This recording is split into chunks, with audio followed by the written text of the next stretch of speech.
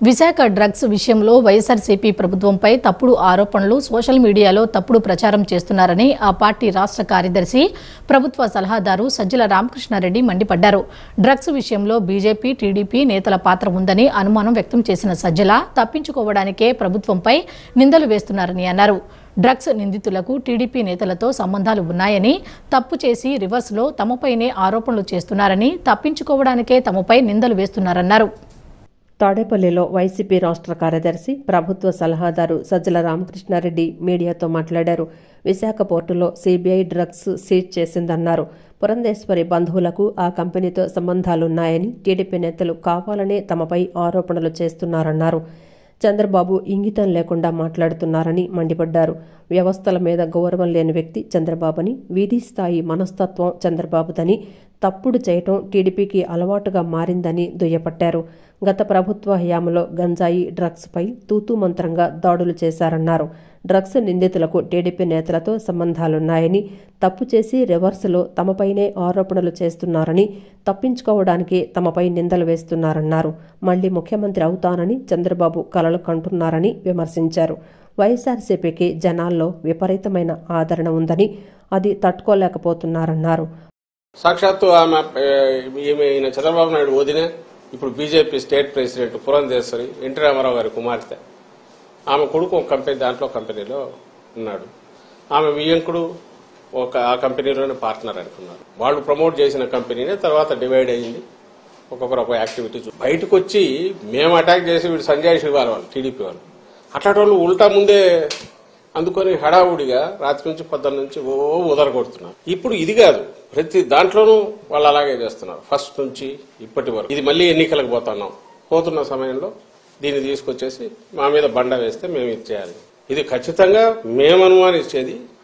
ఇది ఒక పెద్ద రిలీఫ్ దొరకడం అనేది అదే గన ఊహించలేకపోతున్నాం. అది గన తప్పించుకొని బయటకు వచ్చింటే ఇది ఖచ్చితంగా టీడీపీకి సంబంధించిన నాయకుల రోల్ ఉందని గట్టిగా అనుమానిస్తుంది. మామూలుగా అయితే రిలీఫ్ ఫీల్ అయ్యేవాళ్ళం. అయితే వాళ్ళ ఉలికిపాటు చూస్తుంటే, వాళ్ళు దాన్ని తెచ్చి మా మీద వేయాలని చూస్తుంటే, ప్రభుత్వం మీద వేయాలని చూస్తుంటే, వైఎస్ఆర్ కాంగ్రెస్ పార్టీ మీద నింద వేయాలని చూస్తుంటే ఇప్పుడు అనిపిస్తుంది వీళ్ళు తప్పించుకోవడానికే మా మీద నింద వేస్తున్నారని.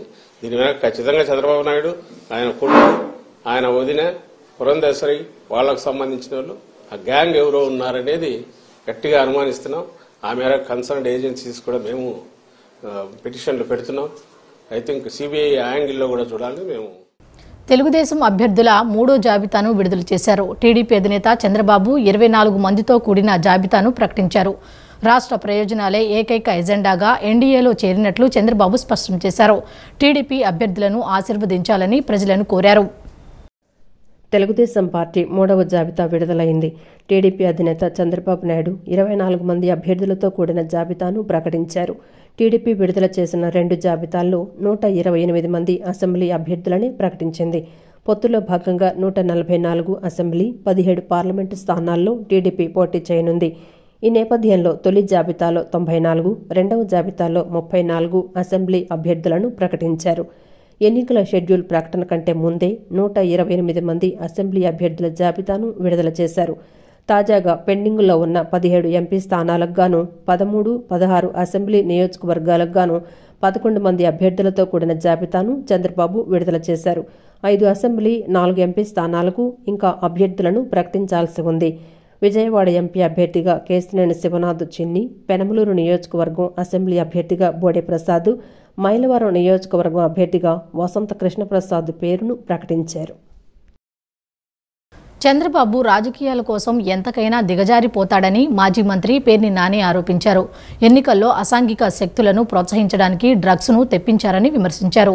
చంద్రబాబు ఓటు కోసం డ్రగ్స్ పంపేందుకు తెచ్చారేమో అన్న అనుమానం ఉందని, దీనిలో చంద్రబాబు, లోకేష్లపై విచారణ జరపాలని కోరినట్లు పేర్ని నాని పేర్కొన్నారు. ఏపీ ఎన్నికల ప్రధాన అధికారి ముఖేష్ కుమార్ మీనాను వైఎస్ఆర్సీపీ నేతలు కలిశారు. సీఈఓతో పేర్ని నాని, లేళ్లాపిరెడ్డి, మల్లాది విష్ణు, మనోహర్ రెడ్డి, నారాయణమూర్తి భేటీ అయ్యారు. వైజాగ్ డ్రగ్స్ ర్యాకెట్లో చంద్రబాబు, లోకేష్, పురంధేశ్వరి, టీడీపీ నేతల కుటుంబ సభ్యుల పాత్రపై ఫిర్యాదు చేశారు. ఎన్నికల్లో అసాంఘిక శక్తులను ప్రోత్సహించడానికి టీడీపీ నేతలు ఈ డ్రగ్స్ తెప్పించే ప్రయత్నం చేశారని ఫిర్యాదులో పేర్కొన్నారు. చంద్రబాబు అవాస్తవాలతో వైఎస్ఆర్ కాంగ్రెస్ పార్టీపై చేసిన ట్వీట్స్ పైన చర్యలు తీసుకోవాలని సీఈఓకి ఆ పార్టీ నేతలు ఫిర్యాదు చేశారు. లోతుగా విచారణ జరపాలని సీఈఓకు ఫిర్యాదు చేశామని, విచారణ జరిపి వీటిని అరికట్టాలని కోరామని పేర్ని నాని తెలిపారు. విశాఖ సంఘటనతో భారతదేశం ఉలిక్కిపడిందని, 25,000 కిలోల మత్తు పదార్థాలను సీబీఐ పట్టుకుందన్నారు. ఆ డ్రగ్స్ లావాదేవీలు జరిపిన సంస్థలు ఎవరో తెలియకుండానే చంద్రబాబు తమ పార్టీపై విషం చిమ్మాడన్నారు. అంత పెద్ద ఎత్తున మనందరి అదృష్టవశాత్తు బయటికి రాకుండా పట్టుబట్టం అనేది అదృష్టం అయితే, ఇవాళ దాంట్లో ఉన్నటువంటి లావాదేవీలు జరిపినటువంటి సంస్థలు, వ్యక్తులు ఎవరా అనేది సిబిఐ కానీ, ప్రపంచం కానీ, ఆంధ్ర రాష్ట్ర ప్రజలు కానీ అజగట్టుకోక మునిపే ఒక్కసారిగా చంద్రబాబు నాయుడు గారు వైఎస్ఆర్ కాంగ్రెస్ పార్టీ మీద, జగన్మోహన్ రెడ్డి గారి మీద, ఆంధ్రప్రదేశ్ రాష్ట్ర ప్రభుత్వం మీద విషం చిమ్మేటువంటి కార్యక్రమం మొదలుపెట్టి, ఎంత కిరాతకంగా, దుర్మార్గంగా ఎవరయ్యా ఈ వ్యక్తులు అని మాట్లాడుతుంటే చూస్తుంటే ఇవాళ ఏంటి చంద్రబాబు ఎందుకు వచ్చాడు, అసలు ఇంకా సిబిఐ నోరిప్పలేదు, ఎవరి వ్యక్తులు ఏంటి, కంటైనర్ ఏంటి అని మీడియా కానీ, ప్రపంచం కానీ అజగనుకోక ముందే ఆయన బయటకు వచ్చి మాట్లాడేస్తాడు, విషం చిమ్ముతాడు. ఎవరయ్యా ఈ వ్యక్తులు అంటే విదేశాల నుంచి డ్రగ్స్ అందుకున్న వాళ్ళు ఎవరయ్యా అంటే అడ్రస్లు నేను చూస్తాను, అంతా మనోళ్లే, అంతా బీరకాయ పీసే, అంతా చుట్టరకాలే, మరిదికి చుట్టం, వదినికి చుట్టం, వ్యాపారాలు, భాగస్వామ్యం, వాటాలు అంతా వీళ్ళే. విషం మాత్రం జగన్మోహన్ రెడ్డి గారి మీద. ఎందుకు 45 ఏళ్ల ఇండస్ట్రీ, 14 ఏళ్ల ముఖ్యమంత్రి, 75 ఏళ్ల వయసు, పొలాల్లో రావి చెట్టుకి, తాడి చెట్టుకి కూడా వయసు వచ్చింది, కానీ ఎంతో కొంత జనానికి పనికి వచ్చే పనులు చేస్తూ ఉంటాయి. కానీ ఈయన అనుభవం, ఈయన వయసు ఎవరికి ఉపయోగం? ఈ డ్రగ్స్కి ఎవరి మన చుట్టాలు తెచ్చుకోవటం ఏంటి, మన బీరకాయ పీస్ తెచ్చుకోవటం ఏంటి, మన వదిన గారి చుట్టాలు ఉండటం ఏంటి, వదిన గారి ఇంట్లో పిల్లలు ఉండటం ఏంటి? ఇక అదృష్టం ఏంటంటే ఒక్కడి పేరు చివరి రెడ్డి లేదు, బతికిపోయాం. ఎవడన్నా దురదృష్టవశాత్తు ఒకడు రెడ్డో లేదా ఆడేమన్నా కాపోడో ఏంటి పేరుందా అని జగన్మోహన్ రెడ్డి అవుట్ మొత్తం. ఈనాడు జ్యోతి. నందిగామ నగర పంచాయతీ పరిధిలో అధికార పార్టీ వైసీపీ నుండి టీడీపీలోకి వలసలు కొనసాగుతున్నాయి. నందిగామ నగర పంచాయతీ పరిధిలోని 9వ వార్డుకు చెందిన మాజీ ఎంపీటీసీ విశ్వనాథపల్లి వాణి, వైసీపీ కార్యకర్తలు విజయవాడ పార్లమెంట్ అభ్యర్థి కేశినేని చిన్ని, నందిగామ నియోజకవర్గ తెలుగుదేశం, జనసేన, బీజేపీ ఉమ్మడి అభ్యర్థిని తంగిరాల సౌమ్య ఆధ్వర్యంలో తెలుగుదేశం పార్టీ కండువా కప్పుకున్నారు. నందిగామలో ఇటీవల కొంతమంది మున్సిపల్ కౌన్సిలర్లు పార్టీకి రాజీనామా చేయగా, తాజాగా మరో కౌన్సిలర్ కూడా వైసీపీకి టాటా చెప్పేశారు. నందిగామ 9వ వార్డుకు చెందిన కౌన్సిలర్ వైసీపీకి రాజీనామా చేసి టీడీపీలోకి చేరారు. కౌన్సిలర్తో పాటు మరికొంతమంది కూడా తెలుగుదేశం పార్టీలో చేరిపోయారు. విజయవాడలో టీడీపీ ఎంపీ అభ్యర్థి కేశినేని శివనాథ్ చిన్ని, తంగిరాల సౌమ్య ఆధ్వర్యంలో కౌన్సిలర్ టీడీపీలో చేరారు. టీడీపీ నేతలు వారికి పార్టీ కండువా కప్పి పార్టీలోకి ఆహ్వానించారు. గత కొన్ని రోజుల క్రితం 2 వైసీపీ కౌన్సిలర్లు వైసీపీని వీడి టీడీపీలోకి చేరిన విషయం తెలిసిందే. ఇలా వరుసగా కౌన్సిలర్లు పార్టీని వీడటం వైసీపీలో తీవ్ర కలవరం రేపుతోంది.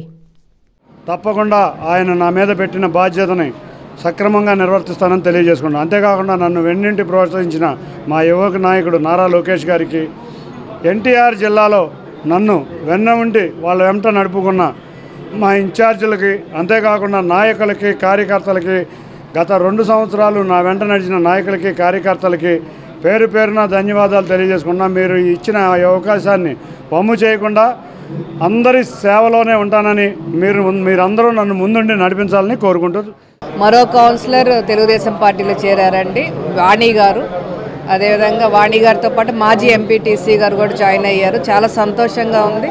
మున్ముందు ఏదైతే రాష్ట్ర వ్యాప్తంగా ప్రభుత్వ వ్యతిరేకత వస్తుందో అది నందిగామలో కూడా స్పష్టంగా కనపడుతుంది. రానున్న కాలంలో తప్పకుండా రాష్ట్రంలో అదేవిధంగా నందిగామలో పసుపు జెండా ఎగరవేస్తామని తెలియజేసుకున్నాను. ఈ ఎన్టీఆర్ జిల్లాలో కేశినేని శివనాథ్ గారు వచ్చిన తర్వాత పార్టీ డెవలప్ అవటం ఒకటే కాకుండా ఆయన చేసిన సేవా గుణాలు అన్నీ గుర్తించి ప్రజలందరూ కేశినేని శివనాథ్ గారిని అత్యధిక మెజార్టీతో గెలిపించాలని కోరుకుంటూ ఇవాళ కూడా నందిగామ నుంచి వచ్చి మున్సిపల్ కౌన్సిలర్స్ జాయిన్ అవడమే కాకుండా అట్లా మామూలు నాయకులు, సెకండరీ గ్రేడ్ నాయకులు ప్రతి ఒక్కళ్ళు వచ్చి రోజు పార్టీలో జాయిన్ అవుతున్నారు. ఆయన దగ్గర ఆయన అత్యధిక మెజారిటీతో ఈ ఎంపీ నియోజకవర్గం నుంచి గెలిచి ఈ జిల్లాకి విపరీతమైన సేవలు చేస్తారని ఆశిస్తూ ఆయనకి మరొకసారి అభినందనలు తెలియజేస్తున్నాను. దేశంలో ఎక్కడా మాదక ద్రవ్యాలు దొరికినా దాని మూలాలు ఆంధ్రప్రదేశ్లోనే ఉంటున్నాయని కృష్ణా జిల్లా పరిషత్ మాజీ చైర్పర్సన్ గద్దె అనురాధ ఆరోపించారు. విశాఖ పోర్టులో డ్రగ్స్ కంటైనర్ దొరకడం అంటే యువతను ఈ వైసీపీ నాశనం చేసే విధంగా చూస్తుందన్నారు. ప్రజలంతా వైసీపీ పాలనను సాగనంపి యువతను కాపాడుకోవాలని ఆమె పిలుపునిచ్చారు. రాష్ట్రంలో అరాచక పాలన సాగిస్తున్న జగన్ రెడ్డి ప్రభుత్వాన్ని గద్దె దింపేందుకు రాష్ట్ర ప్రజలు సిద్ధంగా ఉన్నారని ఉమ్మడి కృష్ణా జిల్లా పరిషత్ మాజీ చైర్పర్సన్ గద్దె అనురాధ పేర్కొన్నారు. టీడీపీ జనసేన శ్రేణులతో కలిసి 12వ డివిజన్ అశోక్ నగర్ పండ్రీపురం ప్రాంతంలో అనురాధ ఎన్నికల ప్రచారాన్ని నిర్వహించారు. ప్రతి ఇంటికి వెళ్లి టీడీపీ జనసేన ప్రభుత్వం అధికారంలోకి వచ్చిన తర్వాత అమలు చేసే సంక్షేమ పథకాల గురించి వివరించారు. తెలుగుదేశం అభ్యర్థులను గెలిపించాలని ఆమె విజ్ఞప్తి చేశారు. ఈ సందర్భంగా మాట్లాడిన అనురాధ మహిళలకిచ్చిన హామీలను అమలు చేయడంలో సీఎం జగన్ పూర్తిగా విఫలమయ్యారని దుయ్యబట్టారు. దేశంలో ఎక్కడా మాదక ద్రవ్యాలు దొరికినా దాని మూలాలు ఆంధ్రప్రదేశ్లోనే ఉంటున్నాయని అన్నారు. విశాఖ పోర్టులో డ్రగ్స్ కంటైనర్ దొరకటం అంటే యువతను ఈ వైసీపీ నాశనం చేసే విధంగా చూస్తోందన్నారు. ప్రజలంతా వైసీపీ పాలనను సాగనంపి యువతను కాపాడుకోవాలని ఆమె పిలుపునిచ్చారు. దశల వారీగా మద్య నిషేధం చేస్తానని జగన్ చెప్పిన హామీ ఏమైందని ఆమె ప్రశ్నించారు. మరి ఎక్కడ మాదక ద్రవ్యాలు దొరికినా గంజాయి దొరికినా దాని మూలాలు ఇవాళ ఆంధ్రప్రదేశ్ రాష్ట్రం నుంచే మొదలవుతున్నాయని మేము చెప్తా ఉంటే మరి ఇక్కడ ఉన్న నాయకుల మీద అదేవిధంగా మరి చంద్రబాబు గారిని ఆ రోజున అరెస్ట్ చేశారు. మరి మా నాయకులందరినీ అరెస్ట్ చేశారు. గొంతెత్తి మాట్లాడిన వాళ్ళ మీద కేసులు పెట్టారు. మరి ఇవాళ ఎంత పెద్ద కుంభకోణం, లక్షల కోట్ల మరి మాదక ద్రవ్యం ఈ రోజున విశాఖపట్నంలో వెలికి చూసిందంటే ఒక పెద్ద కంటైనరే మరి వెలికి చూసిందంటే ఇది ఎంత దురదృష్టకరం. ఆంధ్రప్రదేశ్ రాష్ట్రానికి ఈ రోజున భవితను పూర్తిగా యువతను నాశనం చేసే విధంగా ఈ జగన్మోహన్ రెడ్డి పాలన అనేది జరుగుతుంది అనటానికి ఒక ప్రత్యక్ష ఉదాహరణ ఇక్కడ కనబడతా ఉంది. మరి ఇప్పటికైనా ఆంధ్ర రాష్ట్ర ప్రజలందరూ ఇప్పటికే ఎప్పుడెప్పుడు ఈ పాలనని వైసీపీ పాలనని అంతమొందించాలని ప్రతి ఒక్కరూ ఎదురు చూస్తూ ఉన్నారు. మన యువతని కాపాడండి, మన బిడ్డల భవిష్యత్తును కాపాడండి, తెలుగుదేశం పార్టీకి ఓటేయండి అని చెప్పి ఈ రోజున ప్రతి ఇంటికి మేము వెళ్తూ ఉంటే మాది అదే గుర్తు, సైకిల్ గుర్తు అని ప్రజలు ఎదురు రావటం మనందరం కూడా చూస్తూ ఉన్నాం. మరి ఇదే విధంగా ఎన్ని రకాల మాఫియా ఇవాళ జరుగుతూ ఉందో ఇంకా మనం చెప్పాల్సిన అవసరం లేదు. వీళ్ళందరూ కేంద్ర రాష్ట్ర ప్రభుత్వాల వల్ల ఆటో కార్మికులు అష్ట కష్టాలు పడుతున్నారని, అందుచేత ఆటో కార్మికులందరూ రాబో ఎన్నికల్లో ప్రభావితం చూపించే విధంగా ఉండాలని సిపిఎం నేత బాబురావు అన్నారు. ప్రైవేట్ యాప్ల కంటే ప్రభుత్వ యాప్లలో ఆటో కార్మికుల సమస్యలు ప్రభుత్వం పరిష్కారం చేయాలని అన్నారు. ఆటో కార్మికుల సమస్యలు పరిష్కరించడానికి కార్మిక సంఘాలకు సిపిఎంకు మద్దతు తెలపాలని ఆయన కోరారు. సిఐటియు అనుబంధ సంస్థ ఆటో వర్కర్స్ రైల్వే యూనియన్ ఆధ్వర్యంలో గాంధీనగర్ ప్రెస్ క్లబ్ నందు సమావేశం నిర్వహించారు. ఈ కార్యక్రమానికి సిపిఎం బాబురావు పాల్గొన్నారు. ఈ సందర్భంగా ఆయన మాట్లాడుతూ ఆటో రవాణా రంగాన్ని కేంద్ర రాష్ట్ర ప్రభుత్వాలు కుదేలు చేశాయని ఆయన ఆగ్రహం వ్యక్తం చేశారు. ఒకవైపున పెట్రోల్ బాధుడుండగానే ఆటోలకు వాడే ఇంధనం సిఎన్జి గ్యాస్ను కూడా రెట్టింపు చేశారని దుయ్యబట్టారు. ఇలా అనేక రకాలుగా ఆటో కార్మికుల్ని పీల్చిపిప్పి చేశారని ఆగ్రహం వ్యక్తం చేశారు. వాహన మిత్ర పథకం అంటూ అన్ని రకాలుగా దోచుకుంటున్నారని, అది వాహన మిత్ర పథకం కాదని, అది వాహన శత్రు పథకం అని అభివర్ణించారు. ఆటో కార్మికుల సంపాదన మొత్తం ఒకవైపు పన్నుల రూపంలో పోతోందని చెప్పారు. బడాబాబులైన ఆదాని, అంబానీ లాంటి వాళ్లకి ప్రభుత్వం తరపున 1,00,000 కోట్లు ఇస్తారు, కానీ ఆటో కార్మికులకు మాత్రం ప్రైవేట్ ఫైనాన్సుల మీద ఆధారపడి ఆటోలను అమ్ముకోవాల్సి వస్తోందని ఆవేదన వ్యక్తం చేశారు. ప్రైవేటు యాప్ల వల్ల ఆటో కార్మికులు కమిషన్లు ఇచ్చుకొని బ్రతకవలసి వస్తోందని చెప్పారు. వాహన మిత్రని పథకం పెట్టారు, 10,000 రూపాయలు ఇస్తున్నామని. ఇదొక బూటకం. వాహన మిత్ర కాదు, వాహన శత్రు ప్రభుత్వాల్లాగా ఇవి వ్యవహరిస్తూ ఉన్నారు. 10 మందికి ఇవ్వటం, 100 మంది దగ్గర లాగటం. ఆటో తోలుకునేటువంటి సొంత ఆటో లేని డ్రైవర్లకి ఇది వాహన మిత్ర రాదు.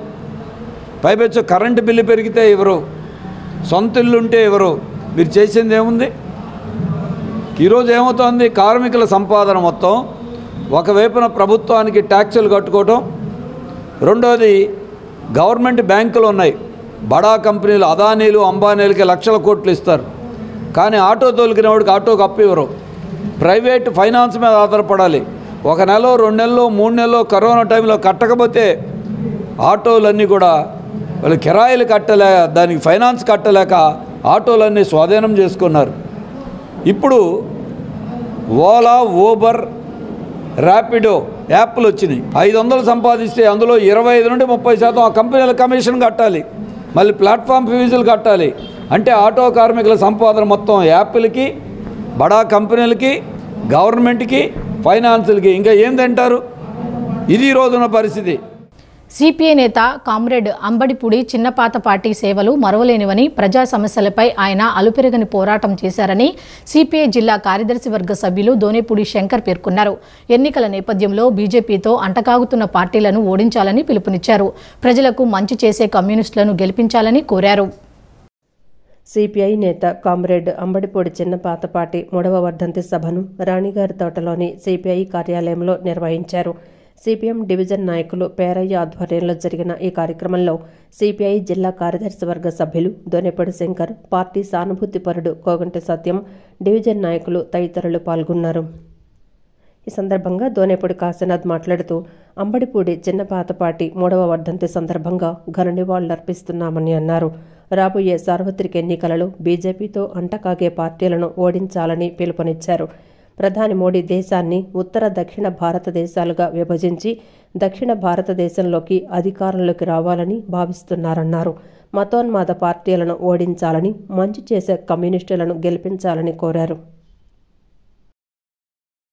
కమ్యూనిస్టు పార్టీ ప్రజలకు పిలిపించేటువంటిది బీజేపీతో అంటకాగే పార్టీలను ఓడించమని చెప్పేసి పిలిపిస్తున్నాం.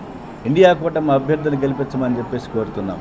ఈ సందర్భంగా ప్రజలకు విజ్ఞప్తి చేసేటువంటిది, మీరు ఇవాళ దేశాన్ని అతలాకుతలం చేసి మతం పేరుతో, కులం పేరుతో దేశాన్ని ఉత్తర దక్షిణ భారతదేశాలుగా విభజించి దక్షిణ భారతదేశంలో పాగా వేయాలని చూస్తున్నటువంటి నరేంద్ర మోడీ ఇవాళ చూసాం, ఢిల్లీలో కేజ్రీవాల్ని అరెస్ట్ చేశారు.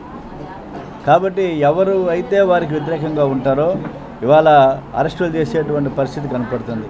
నియంతల పాలనలోకి మన దేశం వెళ్ళబోతున్నది. తస్మాత్ జాగ్రత్త అని చెప్పేసి కమ్యూనిస్ట్ పార్టీ ఈ సందర్భంగా హెచ్చరిక జారీ చేస్తుంది. చివరికి కాంగ్రెస్ పార్టీ ఆస్తుల్ని కూడా, అకౌంట్స్ని స్తంభింపజేసి ఫ్రీజ్ చేసి కాంగ్రెస్ పార్టీ నిర్వీర్యం చేసేటువంటి పరిస్థితికి వాళ్ళ నరహంతక నరేంద్ర మోడీ వెళ్తున్నటువంటి నేపథ్యంలో ప్రతి ఒక్కరూ కూడా మతోన్మాద పార్టీలను ఓడించండి.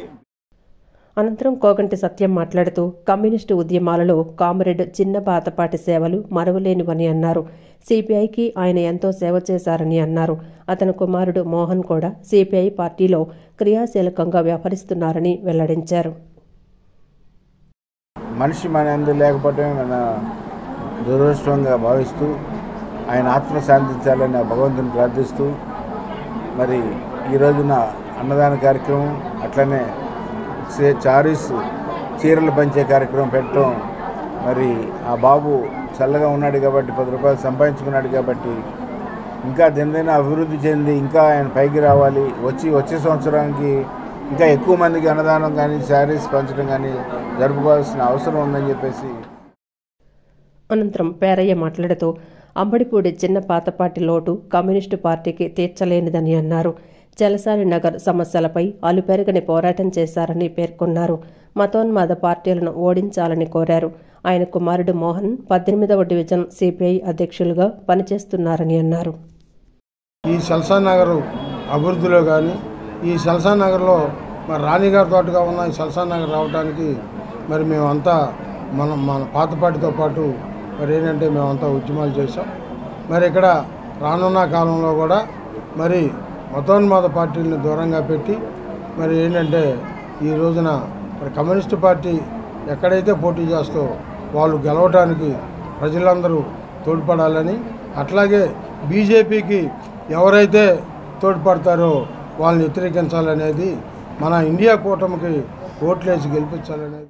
నార్త్ సౌత్ ఫౌండేషన్ ద్వారా విద్యార్థులకు ఉపకార వేతనాలు అందజేయడం అభినందనీయమని Lions past district governor doctor Puttagunta Satish Kumar అన్నారు.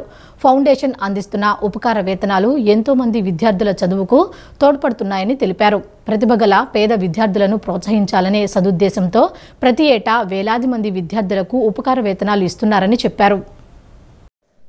కానూరులోని వెలగపూడి రామకృష్ణ సిద్ధార్థ ఇంజనీరింగ్ కళాశాలలో north south foundation Vijayawada chapter renewal స్కాలర్షిప్ల పంపిణీ కార్యక్రమాన్ని నిర్వహించారు. ఈ కార్యక్రమానికి Lions past district governor doctor Puttagunta Satish Kumar ముఖ్య అతిథిగా విచ్చేశారు. విద్యార్థులకు ఉపకార వేతనాలు పంపిణీ చేశారు.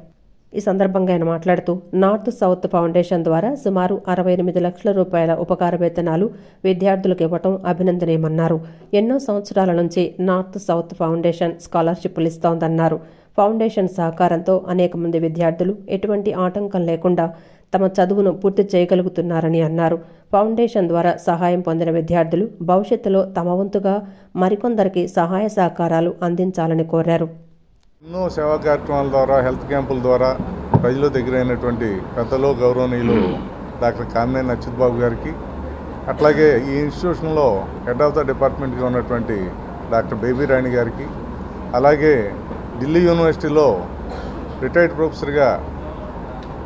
ప్రొఫెసర్గా సేవలు అందించినటువంటి వ్యక్తి పెద్దలు గౌరవనీయులు చంద్రశేఖర్ గారికి ఈరోజు ఈ కార్యక్రమంలో వచ్చినందుకు వారందరికీ ధన్యవాదాలు తెలియజేస్తూ, ఇంత మంచి కార్యక్రమం అరేంజ్ చేసినందుకు సూర్పనేని వెంకటరత్నం గారిని గత ఎన్నో సంవత్సరాల నుంచి నాకు బాగా దగ్గరగా ఉండేటువంటి వ్యక్తి. ఆయన వయసు 82 సంవత్సరాల్లో ఇప్పటి వరకు పేద విద్యార్థులకి ఈ ఫౌండేషన్ ద్వారా కోట్లాది రూపాయలు కొన్ని వేల మంది విద్యార్థులకు అందజేసినటువంటి వ్యక్తి సూర్పనేని వెంకటరత్నం గారు. ఆయన విజయవాడ ఈ ఫౌండేషన్కి ప్రెసిడెంట్గా ఉంటూ ఎంతోమంది పేదల జీవితంలో వెలుగు నింపుతూ ఎందరికో మా బోటి వాళ్ళందరికీ స్ఫూర్తినిస్తూ. అనంతరం north south foundation Vijayawada chapter coordinator lion Surapaneni Venkataratnam మాట్లాడుతూ, నేడు నార్త్ సౌత్ ఫౌండేషన్ రెన్యువల్ స్కాలర్షిప్లు 68 లక్షల రూపాయలు సిద్ధార్థ ఇంజనీరింగ్ కాలేజీలో ఇచ్చామని చెప్పారు. 278 స్కాలర్షిప్లు సిద్ధార్థ ఇంజనీరింగ్ కళాశాల విద్యార్థులకు ఇచ్చారన్నారు. ప్రతి సంవత్సరం రెన్యువల్ ఫ్రెష్ స్కాలర్షిప్లు ఇస్తున్నట్లు తెలిపారు. 1,02,80,000 వచ్చినాయండి. వాటిలో విఆర్ సిద్ధార్థ వాళ్ళకి 275 స్కాలర్షిప్లు ఇవ్వటం జరుగుతుంది. 68,75,000. ఈ స్కాలర్షిప్లు ఈ సంవత్సరం రెన్యూలు 1000 వరకు వస్తాయండి. ఇవి అయిపోయినాక ఇప్పుడు దాకా అయిపోయినాయి కాక ఇంకా మనకి 700 వరకు రెన్యూల్ స్కాలర్షిప్స్ వస్తాయండి. ఆ తర్వాత 1000 మనకి ఫ్రెష్ స్కాలర్షిప్స్ కూడా వస్తాయి. గత 2-3 సంవత్సరాల నుండి మనము 1.5 నుండి 2 కోట్ల పైన పేద ప్రతిభ గల విద్యార్థులకి ఈ చుట్టుపక్కల ఉన్న విద్యాలయాల్లో చదువుకునే ఇంజనీరింగ్ స్టూడెంట్స్, అలాగే medical, BDS, agriculture, pharmacy, nursing, diploma వివిధ కోర్సుల వారికి ఈ ప్రతిభ గల వారందరికీ ఇవ్వటం జరుగుతుందండి. బ్రాహ్మణ సామాజిక వర్గానికి చెందిన గండూరి ఉమామేశ్వరరావు వైఎస్ఆర్సీపీ సీనియర్ నాయకులు డాక్టర్ పూనూరు గౌతమ్ రెడ్డి గౌరవ ప్రతిష్టలకు భంగం కలిగే విధంగా సోషల్ మీడియాలో నిరాధార ఆరోపణలు చేయటాన్ని తీవ్రంగా ఖండిస్తున్నట్లు బ్రాహ్మణ అభ్యుదయ సేవా సంఘం ప్రతినిధులు తెలిపారు.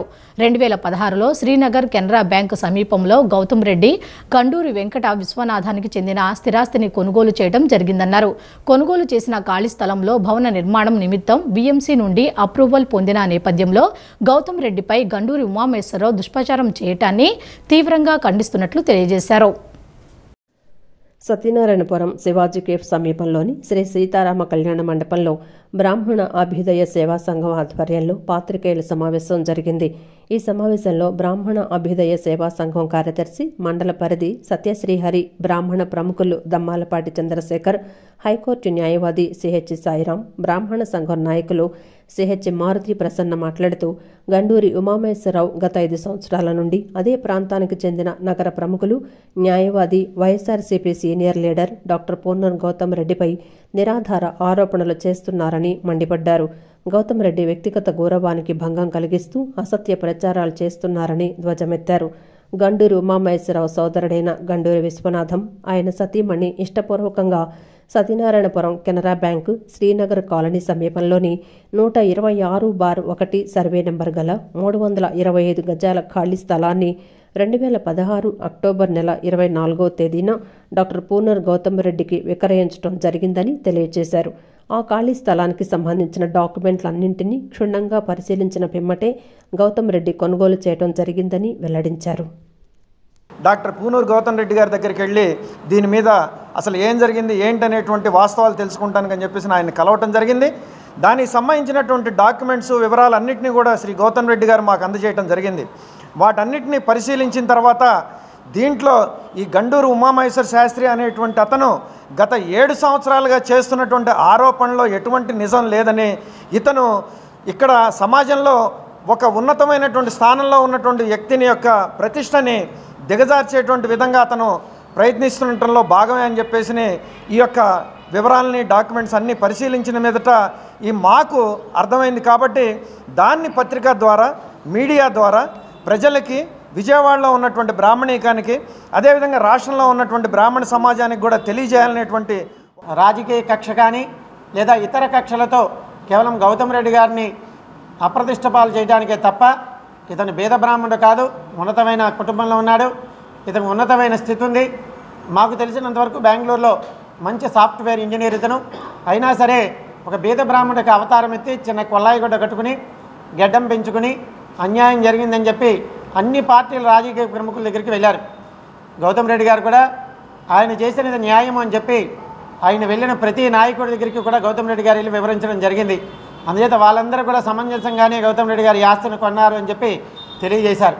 అందుచేత ఇతనికి ఏదైనా ఏమాత్రం హక్కు ఉన్నా కోర్టు ద్వారా పరిష్కరించుకోవాలి తప్ప ఇట్లా అన్యాయంగా అప్రతిష్ట పాలు చేయడం ఎంతమాత్రం మంచిది కాదని చెప్పి విజయవాడ మ్యారిస్టెల్లా కళాశాలలో అగ్రికల్చర్ అండ్ రూరల్ డెవలప్మెంట్ విభాగం వరల్డ్ వాటర్ డే సందర్భంగా విద్యార్థులు, అధ్యాపకులు అవగాహన ర్యాలీ నిర్వహించారు. నీటి వనరుల కొరతతో సమాజ శాంతి భద్రతలకు భంగం కలిగిస్తాయని ప్రిన్సిపల్ సిస్టర్ రేఖ తెలిపారు. ప్రతి ఒక్కరూ నీటి వనరులను సంరక్షించడం, సద్వినియోగం చేసుకోవటం, భావితరాలకు నీటి వనరులు పుష్కలంగా లభించేలా చూడటం మన అందరి బాధ్యత అని ప్రిన్సిపల్ సిస్టర్ రేఖ అన్నారు. నీటి వనరులు అందరికీ అందేలా చేయాలంటే నీటిని పొదుపుగా వినియోగించుకోవాలని పిలుపునిచ్చారు.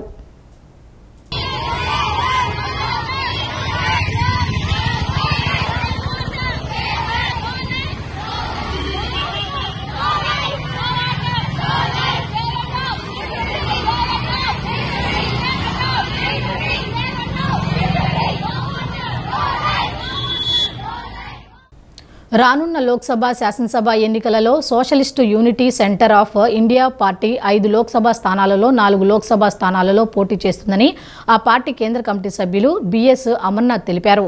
విజయవాడ సెంట్రల్ నుండి ఎల్ హిమద్వతి, విజయవాడ పార్లమెంట్ అభ్యర్థిగా జి లలిత పోటీ చేస్తారని ప్రకటించారు. విజయవాడ ప్రెస్ క్లబ్లో ఆయన మాట్లాడుతూ వీటితో పాటు కర్నూలు, హిందూపురం, తిరుపతి, అనంతపురం అర్బన్లలో కూడా పోటీ చేస్తుందని వెల్లడించారు. 10 ఏళ్లుగా మోదీ బీజేపీ సర్కారు హిందుత్వ జపం చేస్తూ శ్రామిక ప్రజలకు వ్యతిరేకంగా ఆదాని, అంబానీ వంటి పెట్టుబడిదారులకు అనుకూలంగా పాలన చేస్తున్నారని ఆగ్రహం వ్యక్తం చేశారు. జీఎస్టీ పేరుతో 14.5 లక్షల కోట్ల రూపాయలను ప్రజలపై భారాలు మోపారని ఆయన వ్యాఖ్యానించారు. పార్టీ యొక్క ప్రధానమైన ఉద్దేశం ఏమిటంటే ఈరోజు ఉన్నటువంటి పెట్టుబడిదారీ దోపిడీ విధానాన్ని కాపాడుతున్నటువంటి బీజేపీ కానీ, కాంగ్రెస్ కానీ, స్థానికంగా ఉన్నటువంటి ప్రాంతీయ బూర్జువా పార్టీలను వైసీపీ కానీ, తెలుగుదేశం కానీ, లేదంటే తెలుగుదేశం కూటమి కానీ, లేదంటే కాంగ్రెస్, సిపిఐ, సిపిఎంతో కలిపినటువంటి కూటమి కానీ, ఇవేవి కూడా ప్రజల యొక్క ప్రత్యామ్నాయం కాదు. సిపిఐ, సిపిఎంలు కూడా ప్రజల కొరకు పనిచేస్తామని చెప్పి పెట్టుబడిదారి పార్టీ అనేటువంటి కాంగ్రెస్ పార్టీతో కలిసి పనిచేయడాన్ని కూడా మేము వ్యతిరేకిస్తున్నాము. మా ప్రధానమైన ఉద్దేశం ఏంటంటే ప్రజల యొక్క ప్రధానమైనటువంటి నిరుద్యోగ సమస్య, ధరల పెరుగుదల, అవినీతి, ఇలాంటి అనేక విద్య, వైద్యం సంబంధించినటువంటి సమస్యల మీద ప్రజల యొక్క ప్రజా ఉద్యమాలు నిర్మించడం ద్వారా మన దేశంలో పెరుగుతున్న ఫాసిజానికి వ్యతిరేకంగా ఒక బ్రహ్మాండమైన దేశవ్యాప్త సమరశీల ఉద్యమాలు నడపాలని. కాబట్టి ఈరోజు రైతుల సమస్యల పరిష్కారం కావాలన్నా, కార్మికుల సమస్యలు కానీ, లేదా విద్యారంగ సమస్యలు, వైద్యరంగ సమస్యలు, మహిళల సమస్యలు ఏవైనా పరిష్కారం కావాలన్నా కూడా ఒక బ్రహ్మాండమైన ఏ విధంగా అయితే రైతు ఉద్యమం జరిగిందో దేశంలో, అదేవిధంగా బ్రహ్మాండమైనటువంటి ఒక ఉద్యమాలు అనేవి ఈరోజు నిరుద్యోగానికి, ధరల పెరుగుదలకు, అవినీతికి, మహిళలపైన జరుగుతున్న అత్యాచారాలకు వ్యతిరేకంగా మా పార్టీ దేశవ్యాప్తంగా అట్లాంటి ఉద్యమాలు నిర్మించడానికి కృషి చేస్తూ ఉంది. అందులో భాగంగానే మేము ఎన్నికల్లో పోటీ చేయడం జరుగుతుంది. కాబట్టి మేము ఇక్కడ ఎన్నికల్లో పోటీ చేయడానికి ప్రధాన ఉద్దేశం ఏమంటే, విజయవాడలో స్థానిక సమస్యలైనటువంటి ఇక్కడ మెట్రో అనేది శాంక్షన్ అయింది, కానీ దానిని తర్వాత వచ్చినటువంటి వైసీపీ గవర్నమెంట్ అమలు చేయలేదు. దానివల్ల అది వెనక్కి వెళ్ళిపోయింది. కానూరు గ్రామంలోని శ్రీ గోపయ్య సమేత తిరుపతమ్మ అమ్మవారి దేవస్థానంలో నూతన విగ్రహ ప్రతిష్టా మహోత్సవం కన్నుల పండువగా జరిగింది. వేద మంత్రోచ్చరణలు, మేళ తాళాల నడుమ విగ్రహ ప్రతిష్ఠ జరిగింది. విగ్రహ ప్రతిష్టా మహోత్సవాన్ని తిలకించేందుకు గ్రామ ప్రజలు భారీ సంఖ్యలో తరలివచ్చారు. కానూరు గ్రామంలోని శ్రీ గోపయ్య సమేత తిరుపతమ్మ అమ్మవారి దేవస్థానంలో నూతన విగ్రహ ప్రతిష్ఠ మహోత్సవం వైభవంగా జరిగింది. ఈరోజు ఉదయం మండప పూజ, యంత్ర ప్రతిష్ఠ, కళాన్యాసం, పూర్ణాహుతి కార్యక్రమాలు జరిగాయి. ఉదయం 10:08 అమ్మవారి విగ్రహ ప్రతిష్ఠ కార్యక్రమం జరిగింది. వేద మంత్రోచ్చారణలు, మేళతాళాల నడుమ విగ్రహ ప్రతిష్ఠ చేశారు. విగ్రహ ప్రతిష్ఠ కార్యక్రమాన్ని కనులారా చూసేందుకు గ్రామస్తులు భారీగా తరలివచ్చారు. ప్రతిష్టా కార్యక్రమాన్ని తిలకించి తరించారు. పూజా కార్యక్రమాలు నిర్వహించి ఆలయ శిఖరాన్ని ప్రతిష్ఠించారు. భక్తులు అమ్మవారిని దర్శించుకొని ఆశీస్సులు పొందారు. ఆలయ కమిటీ తరపున భక్తులకు తీర్థప్రసాదాలను పంపిణీ చేశారు. ఆలయ కమిటీ గౌరవాధ్యక్షులు దేవభక్తుని సుబ్బారావు, కార్యనిర్వాహక సభ్యులు దేవభక్తుని చక్రవర్తి, కమిటీ సభ్యులు కార్యక్రమంలో పాల్గొన్నారు. ఈ సందర్భంగా దేవభక్తుని చక్రవర్తి మాట్లాడుతూ, శ్రీ గోపయ్య సమేత తిరుపతమ్మ అమ్మవారి దేవస్థానం పునర్నిర్మాణం, విగ్రహ ప్రతిష్ఠ వైభవంగా జరిగిందన్నారు. ఈ ఆలయానికి 50 ఏళ్ల చరిత్ర ఉందని, శిథిలావస్థకు చేరటంతో ప్రజల సహాయ సహకారాలతో, దేవతపై భక్తి విశ్వాసాలతో అందరూ నిర్మాణ కార్యక్రమంలో పాల్గొన్నారన్నారు. ఆలయ నిర్మాణాన్ని అత్యంత ప్రతిష్టాత్మకంగా తీసుకున్నారని చెప్పారు. ప్రతి ఒక్కరూ తమ స్తోమతకు తగ్గట్లు సహాయ సహకారాలు అందించారని తెలిపారు. పేద కుటుంబం శుభకార్యాలు చేసుకోవాలంటే ఖర్చుతో కూడుకున్న పని కాబట్టి అందుకని నిరుపేదలకు అందుబాటులో ఉండేలా కమిటీ తరపున కళ్యాణ మండపాన్ని కూడా నిర్మించినట్లు తెలియజేశారు. 40-50 ఏళ్ల చరిత్ర ఉన్నటువంటి ఈ గుడి అది శిథిలావస్థ చేరడంతో ప్రజలు అందరూ కలిసి వారి యొక్క సహాయ సహకారాలతో ప్రతి ఒక్కళ్ళు కూడా ఈ దేవత మీద ఉన్నటువంటి నమ్మకం, కోరికలు, భక్తితో ప్రతి ఒక్కళ్ళు వాళ్ళు ఈ నిర్మాణ కార్యక్రమంలో పాల్పంచుకుని అత్యంత ప్రతిష్టాత్మకంగా తీసుకుని వారు ఈ కార్యక్రమాన్ని ఇంత ఘనంగా నిర్వహించుకోవడానికి సహకరించినటువంటి ప్రతి ఒక్క గ్రామస్తుడికి, అలాగే మొత్తం అందరూ యంత్రాంగానికి కూడా మీ ద్వారా మేమందరం మా కమిటీ తరఫున మేమందరం ధన్యవాదాలు తెలియజేసుకుంటా ఉన్నాం. ఈ నిర్మాణంలో ప్రతి ఒక్కళ్ళు అంటే సుమారు ఎవరి స్తోమతకి తగ్గినటువంటి వాళ్ళ సహాయ సహకారాలన్నీ చేసుకుని ఈ నిర్మాణాన్ని ఇంత ప్రతిష్టాత్మకంగా చేసి, అలాగే పక్కన ఉన్నటువంటి ఈ ఆలయానికి ఒక కళ్యాణం కూడా నిర్మించమైంది. దాని ఉద్దేశం ఏమీ లేదు, లేనటువంటి, ఎందుకంటే ఈనాడు జరుగుతున్నట్టు ఈ సమాజంలో ఒక పేదవాడు ఒక పెళ్లి చేసుకోవాలన్నా లేకపోతే ఒక శుభ కార్యక్రమం చేసుకోవాలన్నా చాలా వెచ్చించాల్సినటువంటి పరిస్థితి ఏర్పడింది. కాబట్టి మేము కూడా ఈ కమిటీ ద్వారా నూతనంగా నిర్మించబడినటువంటి ఈ కళ్యాణ మండపాన్ని కూడా ఇదే రోజున ఇదే ముహూర్తానికి దాన్ని కూడా ప్రారంభించడం జరిగింది. జీఐ ప్రొడక్ట్స్ ద్వారా ప్రజలలో అవగాహన కల్పించి మన సంస్కృతి సాంప్రదాయాల గురించి వివరించే కార్యక్రమమే భారత్ 2i 2024 అని కేఎల్ యూనివర్సిటీ కార్యదర్శి కాంచనలత చెప్పారు. ఆర్గానిక్ న్యాచురల్ ప్రొడక్ట్స్ వైపు ప్రజలను మళ్లిస్తూ కమ్యూనిటీలలో ఆర్థిక పురోగతి తీసుకురావాలనే ముఖ్య ఉద్దేశంతో భారత ప్రభుత్వ ఎంఎస్ఎంఈ సూక్ష్మ మధ్య తరహా మంత్రిత్వ శాఖ ఇటువంటి కార్యక్రమాలు నిర్వహిస్తున్నట్లు పేర్కొన్నారు.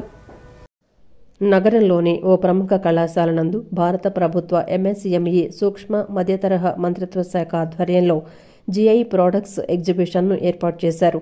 ఈ నేపథ్యంలో కేఎల్ యూనివర్సిటీ కార్యదర్శి కాంచనలత ప్రారంభించారు. ఈ సందర్భంగా ఆమె మాట్లాడుతూ భారత ఐజీ 2024లో భాగంగా ఆంధ్రప్రదేశ్ రాష్ట్రంలోని తమ ద్వారా భారత్ ఐజీ కార్యక్రమాన్ని నిర్వహించడానికి చక్కని అవకాశం దక్కిందని అన్నారు. భారత ప్రభుత్వ ఎంఎస్ఎంఈ సూక్ష్మ మధ్యతరహా మంత్రిత్వ శాఖ ఆధ్వర్యంలో భారత జీఐ 2024 అనే కార్యక్రమాన్ని దేశంలోని 10 ప్రాంతాలలో నిర్వహిస్తోందని, ఈ సందర్భంగా 100 రకాల జీఐ ప్రోడక్ట్స్ను ఆహ్వానించడం జరిగిందని చెప్పారు. ఇప్పటికే 67 ప్రోడక్ట్స్కు రిజిస్ట్రేషన్ జరిగిందని, 3 రోజుల పాటు జీఐ ప్రోడక్ట్స్ ఫెస్టివల్ను నిర్వహిస్తున్నామని చెప్పారు. జిఐ ప్రోడక్ట్స్ను ఎలా అభివృద్ధి చెందించారో ప్రజలకు తెలియజేసే ముఖ్య ఉద్దేశంతో ఈ కార్యక్రమాన్ని ఏర్పాటు చేయడం జరిగిందన్నారు. జిఐ ప్రోడక్ట్స్ ద్వారా ప్రజలలో అవగాహన కల్పించి జిఐ ప్రోడక్ట్స్ ద్వారా మన సంస్కృతి సాంప్రదాయాల గురించి వివరిస్తూ ఆర్గానిక్ న్యాచురల్ ప్రోడక్ట్స్ వైపు ప్రజలను మళ్లిస్తూ కమ్యూనిటీలలో ఆర్థిక పురోగతి తీసుకురావాలనే ముఖ్య ఉద్దేశంతో ఇటువంటి కార్యక్రమాలను నిర్వహించడం జరుగుతోందని చెప్పారు. మేము ఈ భారత్ జిఐ మహోత్సవ్ అనేది గవర్నమెంట్ కొలాబరేషన్తో కేఎల్ యూనివర్సిటీ తరఫున ఇక్కడ ఈరోజు 60 మంది జిఐ హోల్డర్స్ని ఇన్వైట్ చేశాము త్రూ అవుట్ ఇండియా నుంచి. అందరూ చాలా ఉత్సాహంగా వచ్చి పార్టిసిపేట్ చేస్తున్నారు. జిఐ అనేది government quality certificate for the products అన్నమాట.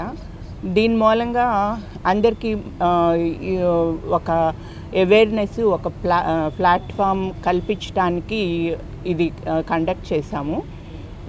దీని మూలంగా మేము అనుకునేది ఏంటంటే ఎంతో కొంత బయట ఈ జిఐ ప్రోడక్ట్స్ని ప్రోత్సహించడానికి మా వంతుగా కృషి చేస్తున్నామని మేము ఆశిస్తున్నాము.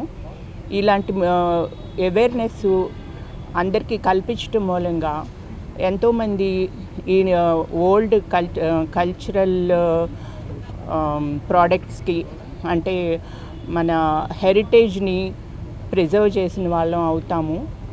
అది ఫ్యూచర్ అందరికీ ఇప్పుడు అందరూ సింథటిక్ ప్రోడక్ట్స్ మీద చూపిస్తున్న ఉత్సాహము తగ్గి ఈ న్యాచురల్ ప్రోడక్ట్స్ మీద వాళ్ళకి ఒక అవగాహన ఏర్పడుతుంది.